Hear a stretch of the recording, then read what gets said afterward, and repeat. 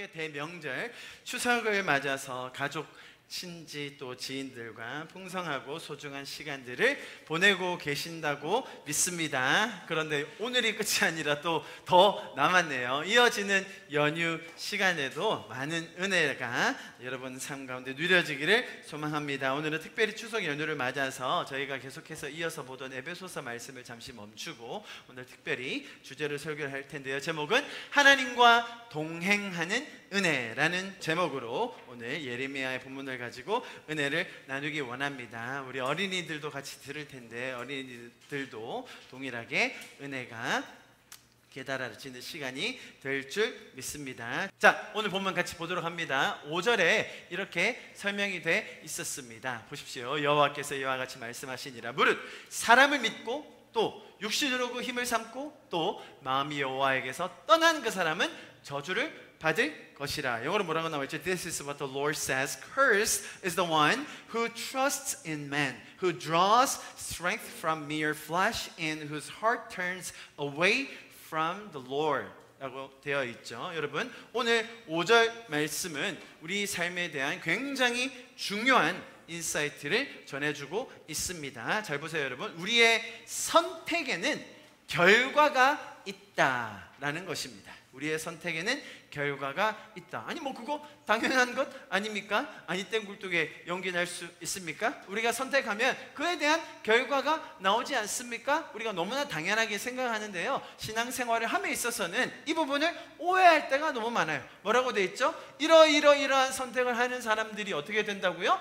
저주를 받게 된다라는 결과, 우리 선택에 대한 결과를 설명해 주고 있고 그 선택들이 어떤 것인지 구체적으로 3가지를 명시해 놓고 있습니다. 그런데 많은 사람들이 오해를 합니다. 어떻게 해요? 내가 이런 선택을 하면, 내가 하나님을 떠나면, 내가 사람을 의지하면 누가 나를 저주할 거라고요?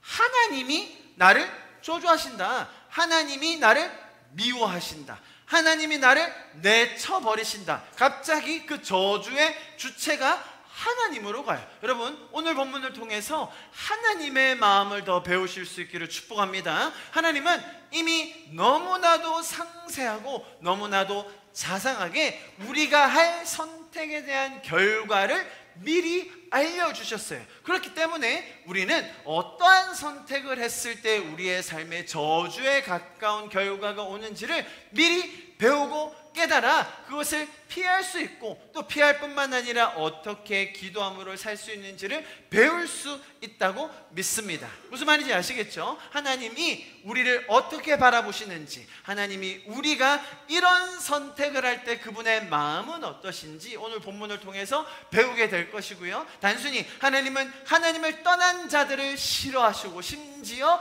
저주까지 내리신다, 그런 오해로부터 우리가 벗어날 수 있기를 바랍니다. 자, 보십시오. 5절 말씀 3가지를 설명하고 있습니다. 첫 번째 보세요. 첫 번째는 뭡니까? 사람을 믿음의 대상으로 바라보아서는 안 된다라는 것이죠. 오늘 본문에 그렇게 정확하게 설명이 되어 있습니다. 저주받는 사람이 어떤 선택을 한다고요? 무릇 사람을 믿으며, the one who trusts in man. 사실 이 문장은 굳이 더 설명을 드리지 않아도 여러분 짧거나 혹은 긴 인생 속에서 이미 여러 번 경험하셨을 거라고 저는 확신합니다. 사람을 믿는 순간 어떻게 되죠? 하늘이가 뭐라고 얘기했어요? 뭐라고요? 속아요. 지금 만 6년 산 인생 속에 사람을 믿으니 속더라. 이런 귀중한 진리를 우리 어린이들도 알고 있거든요. 어른은 말할 필요가 있겠습니까? 여러분, 사람은 믿음의 대상이 아니다라는 것 우리가 너무나 잘 알고 있고 제가 부연적으로 설명드리지 않아도 될 것입니다. 저는 오늘 이 말씀을 좀 다른 각도로 보고 싶어요. 그런데 여러분, 우리가 너무 잘 아는데 계속해서 우리는 시도합니다. 어떤 시도를 하죠? 믿어보려고 해요. 한번 신뢰를 줘보려고 합니다. 속았어. 형아가 준다고 했는데 안 줬어. 그렇다면 한번 나를 속인 사기꾼이라고 생각하고 다시 안 볼 건가요? 아니죠. 또 신뢰해봐요. 또 한번 믿어봐요. 한번 좋은 관계를 맺으려고 우리가 도전을 합니다. 굉장히 연약하고 부족하여서 신뢰와 믿음을 저버리기 쉬운 사람과의 관계이지만 우리는 어찌된 영문인지 계속해서 신뢰를 쌓아가려고 하는 시도를 하게 된다는 것입니다. 많은 경우에 실망으로 끝나게 되지만 그럼에도 불구하고 우리는 계속해서 도전을 하게 됩니다. 여러분, 정말로 우리는 사람과의 관계를 신뢰하면 안 되는 걸까요? 사람을 신뢰하는 자에게 저주가 임한다라고 되어 있는데 우리는 이 말씀을 어떻게 이해해야 하겠습니까? 여러분, 성경에 사람과의 관계들이 여러 나오지 않습니까? 약 2만 명, 3만 명 이런 인물들이 등장하는데요. 여러분, 성경 인물들 중에 끝까지 신뢰를 지키고 신의를 저버리지 않았던 관계 혹시 있나요? 누가 있을까요? 있을 텐데. 다윗과 사울은 아닌 것 같지, 그치? 다윗과 요나단 끝까지 신의를 지켰어요. 바울과 디모데, 그 아비된 자로서 또 제자로서 끝까지 신의를 지키고 아름다운 관계를 유지했습니다. 분명히 성경에 좋은 관계로 시작해서 끝에 망쳐진 관계가 훨씬 많아요. 그래서 여러분들이 떠올리지 않으신 것뿐이지 성경에도 분명 끝까지 신뢰와 신의를 유지하고 끝까지 가져갔던 관계들이 분명히 있습니다. 다음에 그런 성경에 나오는 관계들의 유형을 또 살펴봐도 굉장히 재밌을 것 같은데요. 제가 왜 이 말씀을 드리냐면 우리는 기본적으로 하나님께서 우리에게 주신 신뢰를 맛보았어요. 하나님은 우리를 배신하지 않으세요. 하나님은 우리를 끝까지 신뢰할 수 있도록 도와주세요. 그래서 우리도 그걸 시도하고 싶어져요. 그렇죠? 이 땅에서 하나님이 보여주신 그 모습 그대로 나도 그런 신뢰를 할 수 있는 사람이 나 먼저 내가 그런 사람이 되고 싶다라는 시도를 하게 돼요. 그것의 가장 근본적인 첫 번째 관계가 무엇입니까? 결혼이죠. 결혼이라는 언약입니다. 그게 뭡니까? 내가 검은 머리 팥불이 될 때까지 어떤 어려움과 어떤 힘든 상황이 찾아오더라도 내가 끝까지 이 사람을 지키겠습니다. 신의를 버리지 않겠습니다. 끝까지 믿겠습니다. 라고 하는 그 언약 관계가 결혼입니다. 또 어떤 관계가 있죠? 우리 교회 지체들 속에서 서로가 서로를 배려하고 사랑하고 그리스도 안에서 서로 격려하며 위로하며 세워가는 공동체, 이것이 서로가 서로를 신뢰하는 연습을 하는, 비록 완전하진 않죠. 우리가 어떻게 완벽할 수 있겠습니까? 그러나 이 공동체 안에서 서로가 서로를 신뢰하는 것들을 연습해 보는 것이죠. 자, 그런데 그 관계, 신뢰가 끝까지 이어갈 수 있습니까? 네, 그렇게 하는 사람이 간혹 있어요. 그렇지 못할 때가 너무나 많고요. 자, 그렇다면 어떻게 해야겠느냐? 오늘 저는 이 말씀, 특별히 5절과 6절에 나오는 말씀을 통해서 그렇다면 우리는 어떤 마음으로 기도해야 하는지, 우리가 함께 좀 이 기도문을 읽으면서 기도하는 마음으로 우리는 이 말씀을 통해서 이렇게 기도할 수 있구나라는 걸 배웠으면 좋겠어요. 우리가 마음을 다해서 이 기도문을 같이 읽을 때 함께 하는 기도입니다. 같이 읽어보겠습니다. 시작. 주님께서 먼저 저에게 보여주신 그 신뢰를 제 삶을 통해 드러낼 수 있는 자로 서게 해 주십시오.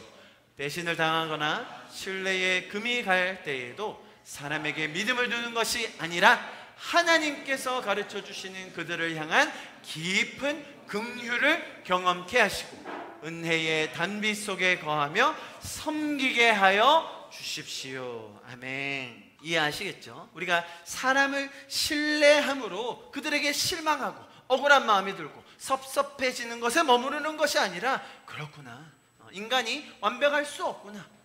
부부간의 관계에서, 가족간의, 형제자매에서, 교회 지체들, 심지어 세상 사람들은 말할 것도 없죠. 그 속에서 그들이 신의를 깨뜨리고 배신할 때라도 오히려 그때 하나님의 긍휼을 경험하게 해주십시오. 내가 그들을 신뢰해서 낙담하는 것이 아니라 하나님께서 그들을 바라보는 그 긍휼함 나로 더 깊게 느끼게 하여 주십시오. 뿐만 아니라 내가 은혜의 단비 속에 살면서 그 상황 속에 하나님의 마음을 더 배우게 하시고 또 그들이 신뢰하지 못할 때 오히려 내가 섬기게 하여 주십시오. 여러분, 그 기도가 우리의 삶 가운데 날마다 이어질 수 있기를 축복합니다. 할렐루야. 첫 번째 뭐였습니까? 첫 번째는 사람을 믿음의 대상으로 보지 말라는 거였습니다. 두 번째, 같이 한번 읽어봅시다. 시작. 육신의 힘을 끝까지 신뢰할 수 없다. 여러분, 육신은 한계가 분명합니다. 오늘 본문에서 그렇게 얘기했죠. 육신으로 그의 힘을 삼는 자, who draws strength from mere flesh. 아주 연약한 육신에서 내 힘의 원천을 찾는 자에게, 결과적으로 그런 선택을 하는 자에게 어떤 결과가 온다고요? 저주라는 삶의 결과가 찾아온다라는 것을 설명했습니다. 여러분, 그러면 육신은 부정한 것입니까? 육신은 정말 저주스러운 것으로만 생각해야 되냐? 여러분, 그 말하는 것이 아닙니다. 우리가 육신을 바라볼 때 먼저 기억해야 될 구절이 있습니다. 고린도전서의 말씀 같이 읽습니다. 시작. 너희가 하나님의 성전인 것과 하나님의 성령이 너희 안에 거하시는 것을 알지 못하느냐? 누구든지 하나님의 성전을 더럽히면 하나님이 그 사람을 멸하시리라. 하나님의 성전은 거룩하니 너희도 그러하니라. 이 구절 같은 경우는 여러 가지 관점을 가지고 해석할 수 있는 구절입니다. 제가 오늘 여러분에게 설명드리고 싶은 것은 하나님께서 우리에게 육신을 주셨습니다. 이 땅에 우리가 이 육신을 지킬 수 있는, 또 하나님께서 주신 선물로 이 육신을 통하여 하나님을 예배하고 이웃을 섬길 수 있는 우리 육신에 대한 청지기로 우리를 이 땅에 불러주셨는 줄 믿습니다. 자, 그렇다면 우리 육신을 어떻게 지켜야겠습니까? 잘 가꾸고 보호하고 건강하게 하고, 하나님께서 우리에게 육신을 주셨기 때문에 이 육신을 가지고 이웃을 섬기고 생명을 살리는 일에 써야 하는 것입니다. 육신이 부정한 것이 아니에요. 육신 자체가 저주스러운 게 아닙니다. 우리 육신은 하나님의 영이 거하시는 성전인 것이죠. 그래서 하나님께서 우리에게 건강을 허락하셨을 때까지는 우리는 청지기적인 마음을 가지고 하나님이 주신 이 몸을 잘 가꿔야 하는 것입니다. 여러분, 그래서 건강에 대해서 너무 관심이 없고 자기 몸을 학대하는 사람들을 보면 우리가 어떤 마음이 들죠? 막 안타깝죠. 그렇지 않습니까? 너무 안타깝고 그들을 향한 긍휼한 마음이 저절로 생기죠. 왜요? 그 몸이 얼마나 소중한 것인지를 우리가 알기 때문에. 하나님은 단순히 그에게 몸뚱이를 주신 것이 아니죠. 하나님이 저주스러운 몸을 주신 게 아닙니다. 그 육신을 통하여서 우리가 얼마나 많은 정말 아름다운 일을 할 수 있는지 이 구절을 통해서 우리가 충분히 배울 수 있는 것입니다. 자, 그렇기 때문에 오늘 본문을 우리가 잘 이해할 필요가 있는데요. 이렇게 우리의 육신이 하나님께서 주신 그 좋은 선물이다. 우리는 청지기로서 잘 가꿔야 한다. 자, 그것과 동시에 뭐라고 설명하고 있습니까? 무엇을 강조하고 있죠? 육신으로 나의 삶의 원천, 힘, 지혜의 근원, 내가 살아갈 수 있는 방편을 삼으면 안 된다라는 것을 설명하고 있는 것이죠. 육신의 힘과 능력을 끝까지 신뢰한다? 내 몸 하나면 다 해결할 수 있어요.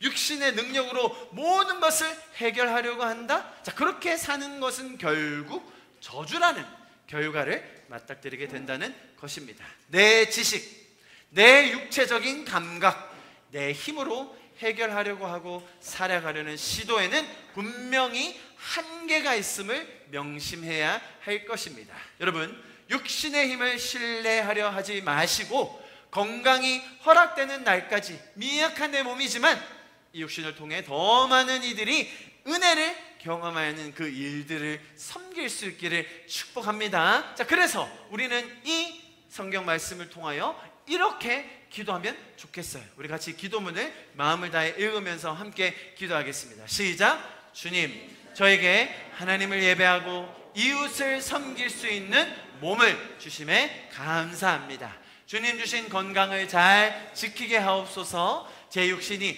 죄적인 길에 빠지지 않게 보호해 주소서.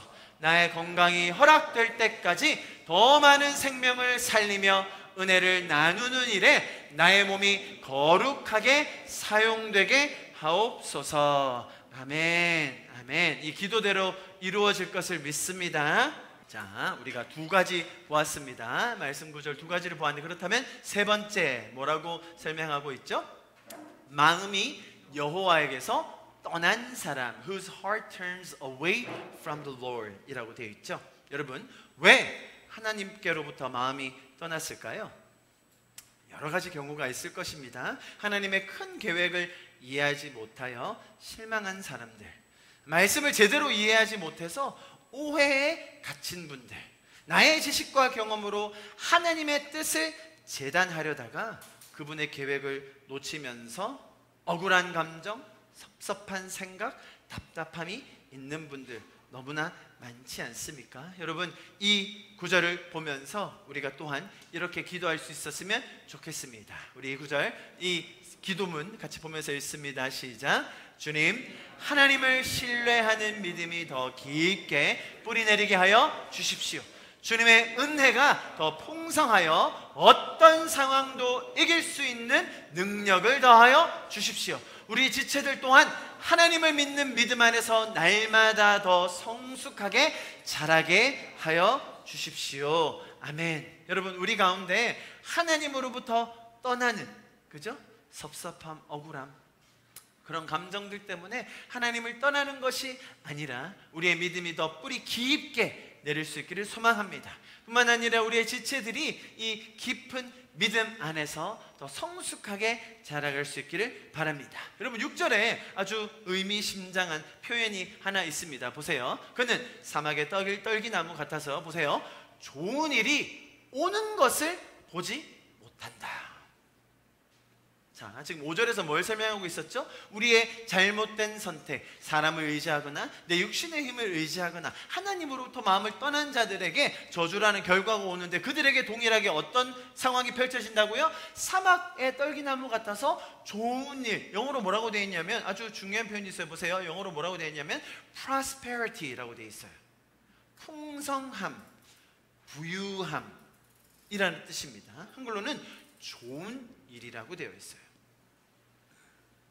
이런 일들이 비록 죄적인 선택을 하여 저주라는 결과를 맞이하고 있는 그들에게도 하나님은 그들에게 계속 좋은 일을 보내주세요. 풍성함을 경험하게 해주세요. 비록 그들이 죄 가운데 떠나서 하나님과 멀어져 있을 때라도 그들에게 계속해서 하나님은 좋은 일들을 주기 원하세요. 그런데 그들이 알아보지를 못하고 있는 거예요. 분별을 못하고 있는 거예요. 그들의 삶에 계속해서 풍성함이 주어지고 있음에도 불구하고 그들이 알아차리지를 못하고 있는 이런 안타까운 현실이 있다는 것입니다. 이 하나님의 마음을 에스겔 선지자는 이렇게 표현하고 있습니다. 제가 읽어드립니다. 보십시오. 너는 그들에게 말하라. 주 여호와의 말씀이니라. 나의 삶을 두고, 하나님의 삶, 하나님의 살아계심을 두고 맹세하노니. 잘 들어보세요. 나는 악인이 죽는 것을 기뻐하지 아니한다. 악인이 그의 길에서 돌이켜 떠나 사는 것, 생명을 얻는 것을 기뻐하노라. 이스라엘 족속아, 돌이키고 돌이키라. 너희 악한 길에서 떠나라. 어찌 죽고자 하느냐 하셨다 하라. 여러분, 악인들이 저주의 길에서 돌이켜서 그 죄적인 선택에서 돌아서서 다시 살아날 수 있기를, 다시 풍성함을 발견할 수 있기 원하는 그 하나님의 절절한 심정, 여러분 느껴지지 않으십니까? 여러분, 그래서 우리가 이렇게 기도할 수 있으면 좋겠습니다. 마지막 6절의 구절을 보고 우리가 이렇게 기도하기 원합니다. 우리 같이 읽을까요? 시작. 악인이 멸망하는 것을 원치 않으시는 주님, 주님으로부터 마음이 멀어진 영혼들을 불쌍히 여겨주시고 그들을 향한 하나님의 마음을 저들도 깨닫게 도와주십시오. 그들의 삶에 하나님께서 주시는 풍성함을 발견할 수 있는 눈을 열어주십시오. 주님, 저의 삶에도 날마다 주시는 그 풍성함을 잘 분별하여 놓치지 않고 그 은혜를 누리고 나누는 삶을 살게 하여 주십시오. 아멘.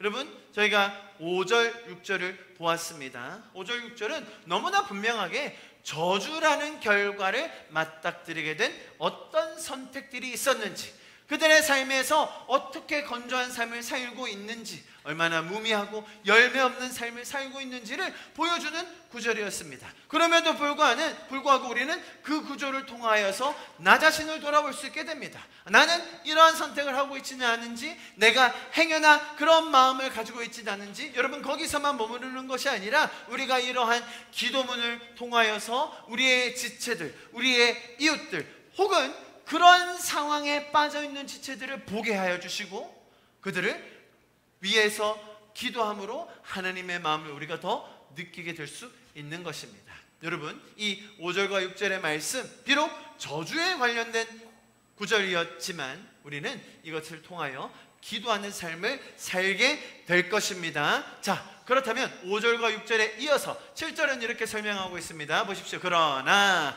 무릇 여호와를 의지하며 여호와를 의뢰하는 그 사람은 복을 받을 것이다. 대조적으로 저주의 선택을 했던 자들과 반대적인 설명을 하고 있죠. 어떤 자들이 복 가운데 거할 수 있다고요? 여호와를 의지하며 여호와를 의뢰하는 사람. 그는 어떤 사람 같습니까? 물가에 심어진 나무가 그 뿌리를 강변에 뻗치고 더위가 올지라도 두려워하지 아니하며 그 잎이 청청하며 가무는 해에도 걱정이 없고 결실이 그치지 아니함 같다. 여러분, 우리가 여호와를 의지하여서 복된 삶을 누리게 될 줄 믿습니다. 여러분 7절 보십시오. 여호와를 의지하며, 그 다음에 뭐라고요? 또 비슷한 말인데 여호와를 의뢰한다. 영어로는 trust in the Lord 인데, 두 번째는 뭐라고 되어 있냐면 whose confidence, 뭐예요? 자신감. 자신감이 누가 안에 있어요? is in him. 그리스도 안에 자신감을 가지는 사람들. 여러분, 우리 인생에서 자신감을 가질 수 있는 이유가 뭡니까? 여러분 8절에 보시면 분명히 우리 인생에 뭐가 찾아오냐면 더위가 찾아와요. 즉 인생의 위협과 불안과 고난과 갈등이 분명히 있다는 말입니다. 이런 것들이 믿는 자들에게, 성도들에게 절대로 일어나지 않는다? 성경은 그런 말을 하지 않아요. 다음에 또 뭐라고 얘기했죠? 보세요. 가무는 해, in a year of drought. 아주 가물러서 아무것도 할 수 없는 것 같은 상태, 내 힘으로 해결할 수 없는 것 같은, 뭔가 내가 공급받을 소스가 없는 것 같은 그런 상황들, 매번 매해 날마다 풍성한 날들만 있습니까? 만사형통한 것이 이 기독교의 메시지인가요? 그렇지 않다는 것이죠. 어떨 때는 너무나 많은 공격이 들어오는 것 같고 해결할 방법이 보이지 않는 것 같은 상황, 심지어 오해를 받고 공경에 처해지는 상황이 분명히 올 수 있다는 겁니다. 여러분, 죄 많은 세상 속에 살면서 그런 일이 일어나지 말란 법이 없지 않습니까? 오히려 여러분, 오늘 말씀처럼 이런 상황 언제든지 일어날 수 있다. 여러분, 인생에서 이런 더위, 또 가무는 해, 그런 위협과 공격들은 항상 있다라는 기본적인 전제를 가지고 사시는 게 오히려 우리의 마음을 준비하는 태도일 것입니다. 자, 그런데 그런 상황 속에서도 우리는 자신감이 있다는 것입니다. 왜죠? 나의 자신감이 어디서 옵니까? 보세요. 뭐라고 설명했습니까? 물가에 심겨진 나무, 그죠? A tree planted by the water. 즉, 내 영을 소생시키시는, 내 영을 살리시는 그 원천이 내 옆에 있다는 사실을 알기 때문입니다. 어떠한 해, 그런 더위, 가뭄이 온다 하여도 지켜주실 여호와를 우리는 믿기 때문입니다. 우리가 사망의 음침한 골짜기를 걸어간다 할지라도 주께서 우리를 지키실 것을 믿습니다. 할렐루야. 여러분, 이 구절을 보니까 떠오르는 성경이 있죠. 뭡니까? 시편 23편이 떠오르죠. 우리 같이 한번 읽어봅니다. 이 말씀과 너무 맞닿아 있는 것 같아요. 23편, 우리 믿음의 고백으로 한번 읽어봅니다. 시작. 여호와는 나의 목자시니 내게 부족함이 없으리로다. 그가 나를 푸른 풀밭에 누이시며 쉴 만한 물가로 인도하시는도다. 내 영혼을 소생시키시고 자기 이름을 위하여 의의 길로 인도하시는도다. 내가 사망의 음침한 골짜기로 다닐지라도 해를 두려워하지 않을 것은 주께서 나와 함께 하심이라. 주의 지팡이와 막대기가 나를 안위하시나이다. 주께서 내 원수의 목전에서 내게 상을 차려주시고 기름을 내 머리에 부으셨으니 내 잔이 넘치나이다. 내 평생의 선하심과 인자하심이 반드시 나를 따르리니 내가 여호와의 집에 영원히 살리로다. Psalm 23, a Psalm of David. 자, 시작. The Lord is my shepherd. I shall not be in want.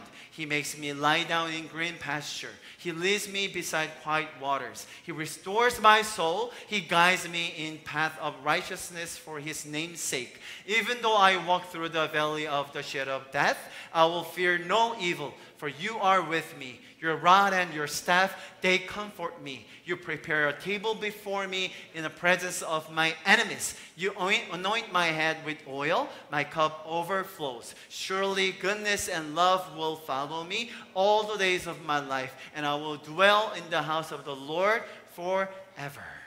자, 여러분, 시편 23편의 말씀을 통하여 우리가 조금 전에 했던 그 말씀이 우리의 삶에 얼마나 더 잘 적용되는지를 보았습니다. 5절 6절을 가지고 제가 기도문을 준비했습니다. 그래서 그 기도문을 우리가 함께 읽으면서 하나님 앞에 그런 기도의 마음을 받았는데요. 제가 이 시편 23편을 보는데 이 구절을 어떤 해가 와도, 가뭄의 해가 와도 물가에 심겨진 나무처럼 우리가 가물지 않고 청정하면 날마다 열매를 맺는다는 이 말씀을 보는데, 이 시편 23편, 또 시편 23편은 특별히 많은 찬양의 그런 멜로디들이 있습니다. 특별히 최덕신 씨라는 또 한국 이 복음성가에 큰 획을 남겼던 분이 만드신 시편 23편이라는 곡이 있습니다. 성경의 말씀 그대로 전체는 아니지만 그 부분을 찬양으로 옮겨 놓은 곡인데요. 아마 아시는 분들도 계실 거고 또 처음 들어보는 분들도 계실 겁니다. 제가 부를 때 같이 따라 하시면서 이 시편의 말씀, 23편의 말씀이 우리의 삶에 크게 은혜로 끼쳐줄 수 있기를 바랍니다. 아멘.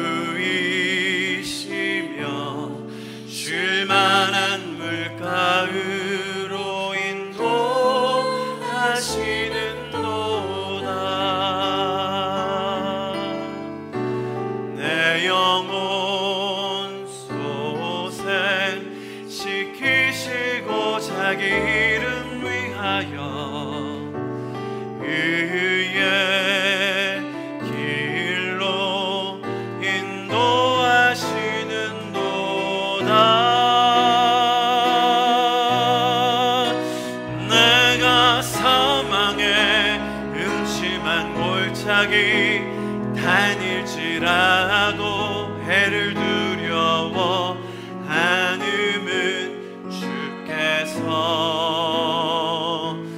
나와 함께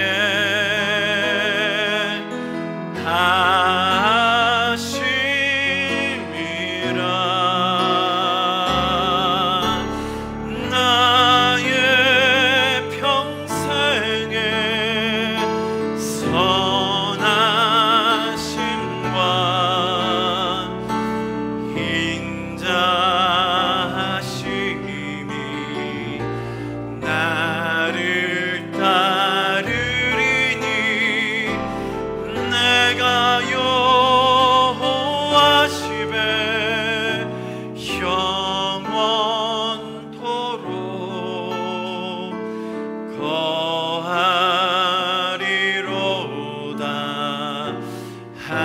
아멘.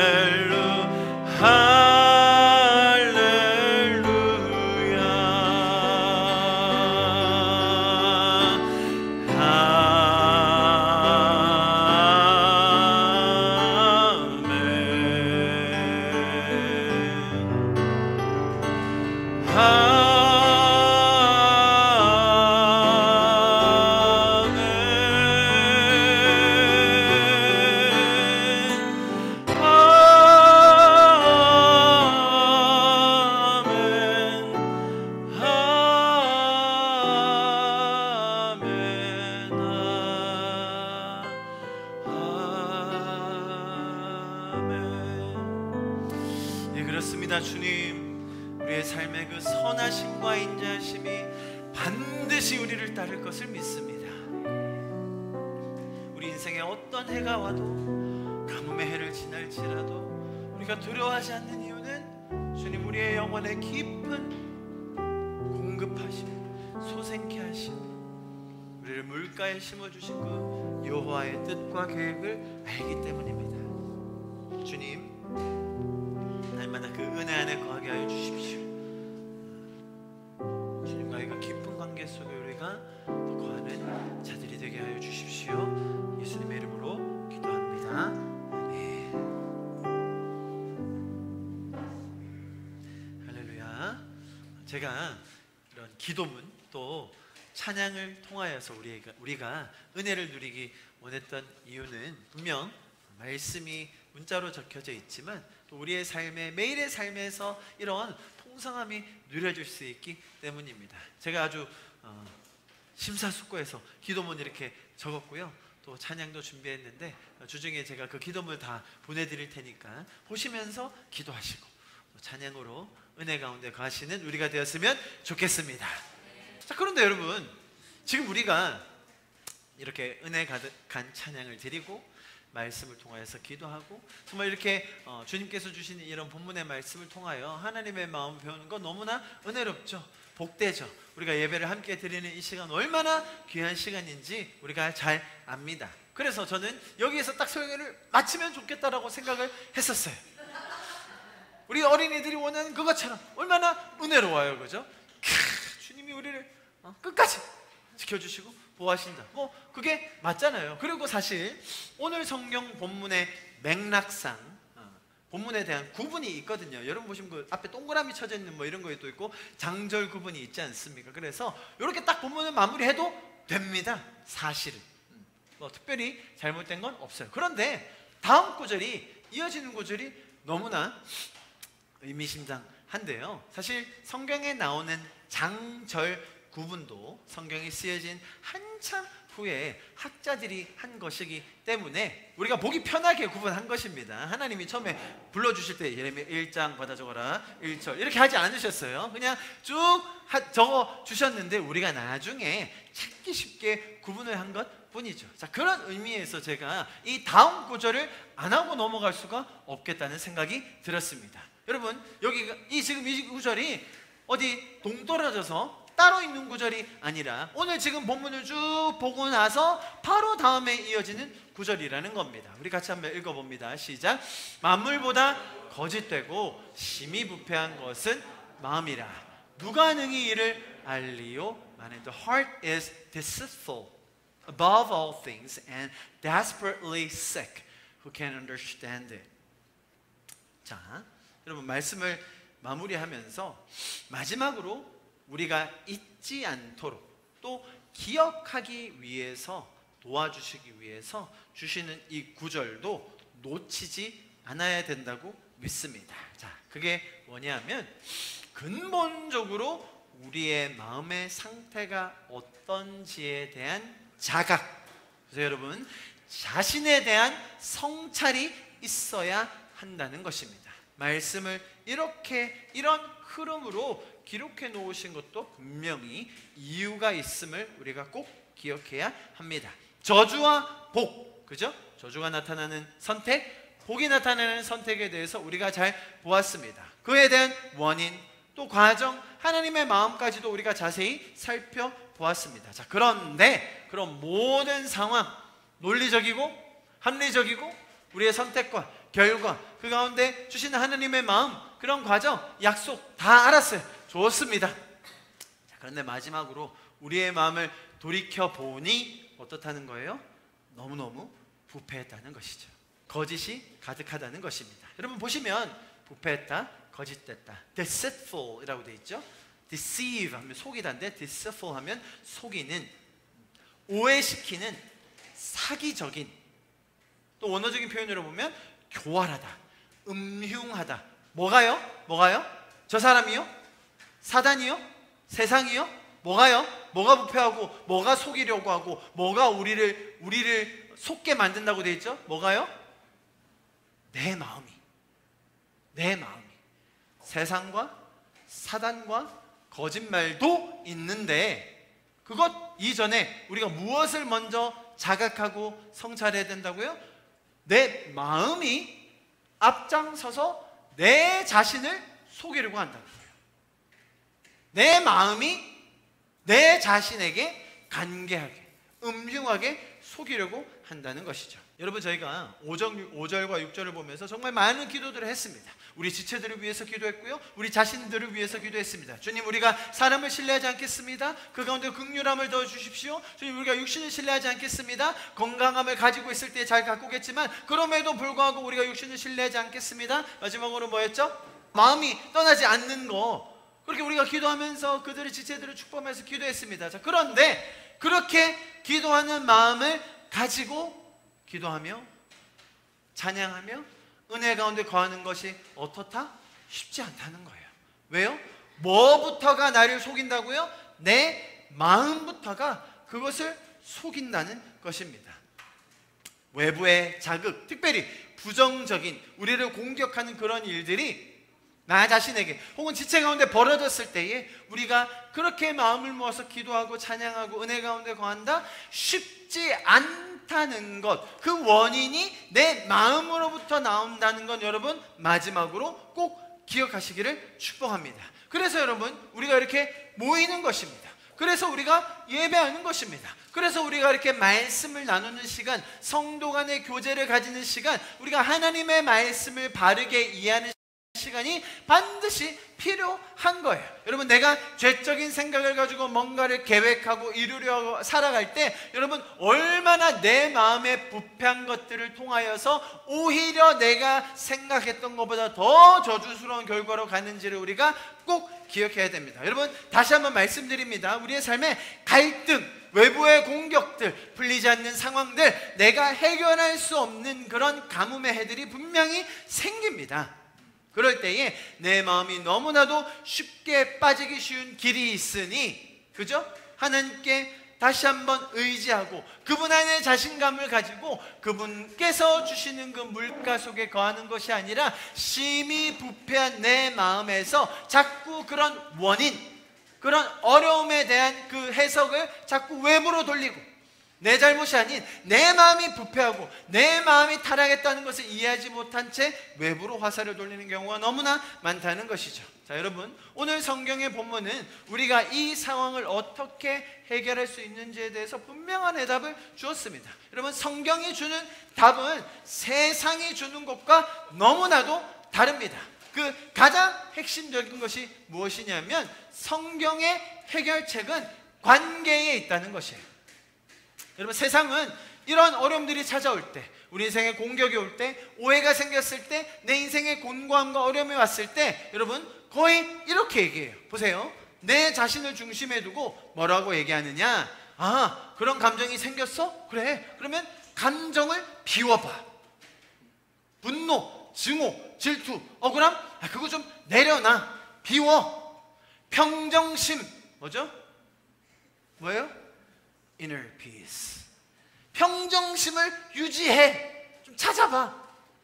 그리고 억울해? 차라리 감사하는 말을 해. 그래서 많이 들어본 말이죠. 억울하다, 힘들다, 괴롭다, 감사하는 말을 하고, 슬픈데도 어떻게 하라고요?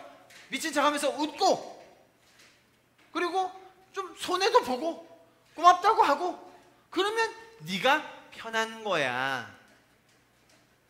자, 한편 이렇게 얘기하고요, 또 세상에서 또 다른 한편 이렇게 얘기해요. 야, 네가 그렇게 물러 터져가지고 사람들한테 이용당하니까 그렇게 마음이 억울한 거 아니야? 좀 독해져봐. 싸우고. 억울해? 성공하란 말이야. 직장 생활하기 힘들어? 네 사업해. 그럼 세상에서 두 갈래 길을 얘기해요. 그런데 다 중심은 뭐예요? 나예요.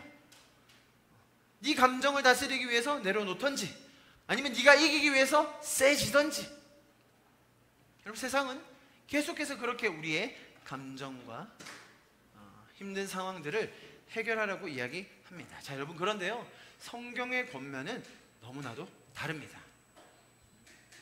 관계가 회복돼야 한다는 것이죠.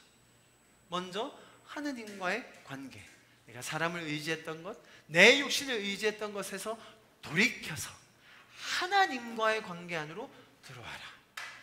우리는 거기서 머무르는 것이 아니었죠. 그 관계에서 이 기적인 모습에만 머물러 있는 것이 아니라 이타적으로 저들을 위해 기도하고, 오히려 그렇게 마음이 떠난 자들을 보살피고, 그리스도께서 나를 위하여 십자가를 지셨듯이 비록 내가 억울하고 비록 내가 상심되어 있을지라도 저들을 살리기 위해서 주님 주신 그 은혜로 말미암아 다시 한번 일어서는 것, 그럼 그게 성경이 말하는 성숙이죠. 이 모든 게 다 관계에 기반한 것들인 것입니다. 그럼 세상에서 주는 해답과 성경이 제시하는 것은 근본적으로 다른 것입니다.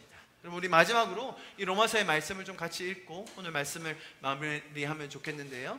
로마서 5장 말씀, 우리 잘 아는 말씀인데 같이 한번 한 목소리로 읽겠습니다. 시작.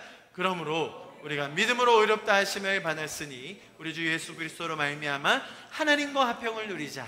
또한 그로 말미암아 우리가 믿음으로 서 있는 이 은혜에 들어감을 얻었으며 하나님의 영광을 바라고 즐거워하느니라. 다만 이뿐 아니라 우리가 환난 중에도 즐거워하나니 이는 환난은 인내를, 인내는 연단을, 연단은 소망을 이루는 줄 알미니라. 아멘. 여러분, 타인 안에 있는 부정적인 면들을 보면서 불평과 원망과 미움을 키우는 것이 아니라 오히려 내 속에 있는 부패함을 먼저 깨닫고 그것을 하나님 앞에 올려드리며 우리 안에는 인내의 열매가 맺히게 될 것입니다. 여러분, 지체 안에 있는 연약함 때문에 여호와의 좋은 것을 분별하지 못하는 것이 아니라 오히려 내 안에 있는 연약함을 하나님 앞에 먼저 기도하면서 우리는 연단과 소망의 그런 길 속에 서가게 될 것입니다. 할렐루야. 여러분, 이것이 성경의 권면이고 성경의 약속인 것입니다. 내가 이토록 부패하고 내 마음이 이토록 연약함에도 불구하고 하나님은 끝까지 포기하지 않으시고 우리를 물가에 심겨진 나무처럼 그런 더위와 가뭄의 해에도 지치지 않을 수 있는, 어떠한 원수의 공격에도 자신감을 가질 수 있는 그런 영적인 근원을 주셨음을 믿습니다. 그래서 여러분, 우리가 날마다 삶 속에 살 때에 주님 주시는 이 말씀처럼 주님의 약속과 또 내 마음에 대한 성찰과 거기에서 더 나아가 관계 속에서 우리를 살리시고 소생케 하는 그 놀라운 역사 우리가 함께 경험할 수 있기를 축복합니다. 할렐루야. 오늘도 그 말씀을 통하여 은혜를 주신 주님을 찬양합니다. 우리 찬양함으로써 좀 메시지를 마무리하면 좋겠는데요. 우리 가운데 은혜를 주시고 날마다 인도해 주신 주님을 기대하고 찬양합니다. 우리 함께 마음을 모아서 마지막으로 이 찬양함으로 오늘 예배를 마무리하도록 하겠습니다. 우리 같이 찬양합시다.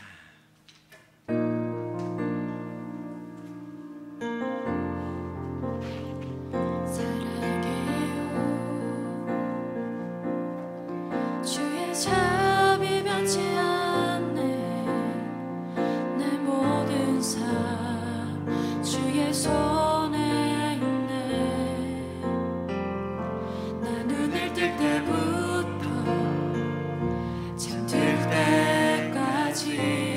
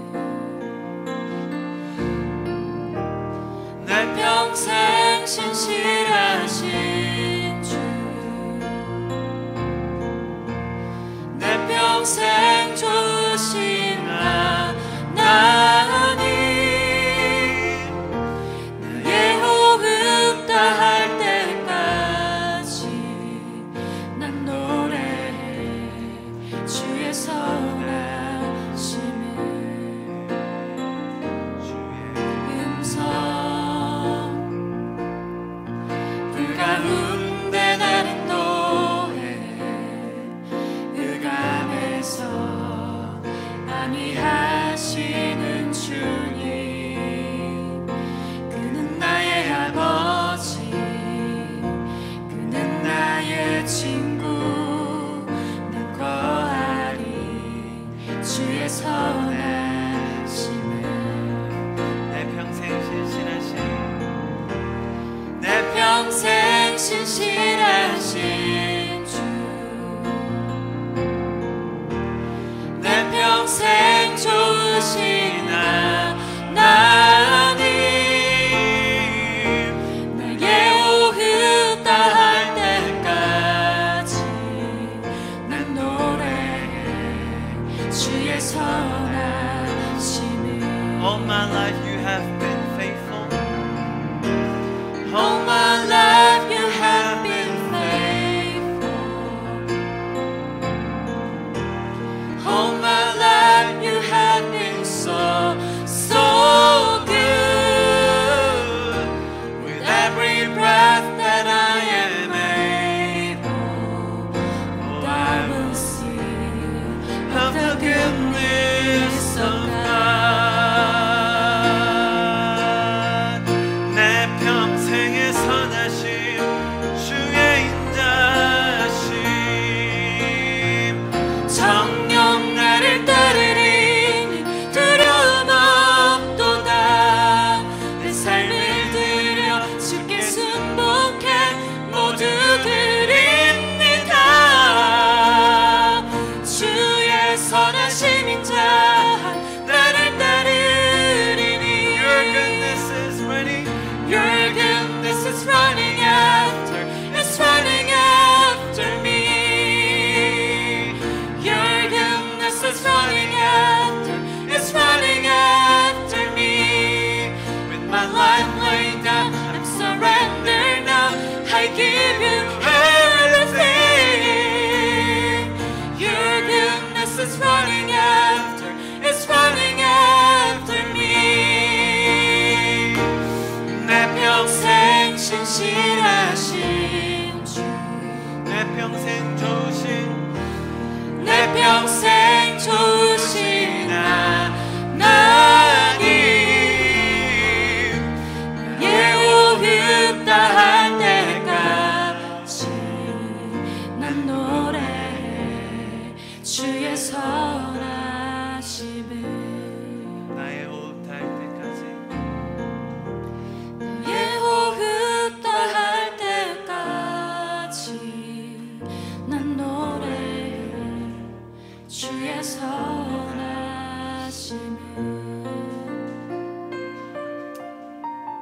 하나님 감사합니다. 주님의 그 선하심, 인자하심, 정녕 우리를 따르는 것, 우리 삶에 어떤 해가 와도 우리가 해결할 수 없는, 솔쓸 수 없는 가뭄의 해가 놓여진다 할지라도 우리의 신뢰와 자신감을 주님 안에 두고 살아갈 때에 정말 물가에 심겨진 그 나무가 그 청정함을 유지하며 항상 열매 맺는 그런 삶을 사는 것, 주님 오늘 우리로 가르쳐 주셔서 감사합니다. 우리의 마음이 심히 부패하여 타락하였지만 그럼에도 불구하고 우리를 끝까지 지키시며 인도하시는 그 주님, 그 날마다 기억하게 하여 주시옵소서. 지금은 우리 주 예수 그리스도의 그 놀라우신 은혜와 하나님 아버지의 끝까지 사랑하시는 그 놀라우심, 성령님께서 우리의 삶을 인도하시고 공급하시며 교통하시는 그 역사하심이 지금 이 자리에 모여서 주님의 말씀을 통해 기도함으로 찬양 속에 그 은혜를 더 누리며 나누기 원하는 우리 성도분들 한 분 한 분 머리 위에, 가정 위에, 일터와 학업 위에, 자녀들 가운데 지금부터 영원토록 함께 거하시기를 간절히 축원하며 기도합나이다.